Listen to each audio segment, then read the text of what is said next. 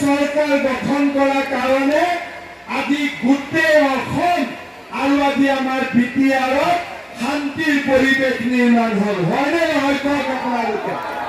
নিজৰ মনৰ পৰা কওক, নিজৰ মনৰ পৰা কওক, হয়নে নহয়? আজি আপোনালোকে চিন্তা কৰক, মোদী ডাঙৰীয়াৰ কাৰণে NDFB ল'ৰাবিলাকে বন্দুক গতাই দিলে, আলফা ল'ৰাবিলাকে বন্দুক গতাই দিলে, কাৰ্বি আলঙত কাৰ্বিসকলে বন্দুক গতাই দিলে। আজি আমাৰ অসমত বন্দুকৰ শব্দ নাই, গুলিৰ শব্দ নাই। এসময়ত যেতিয়া BPF দলৰ ইয়াতে চৰকাৰ আছিলে, মানুহক বন্দুকৰ শব্দত ভোট খুজিছিলে। এতিয়া হাত জোৰ কৰি মানুহক ভোট খোজে, হয়নে নহয়?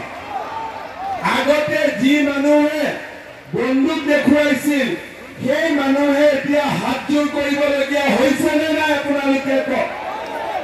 আজি আমাৰ নৰেন্দ্ৰ মোদী ডাঙৰীয়াৰ কাৰণে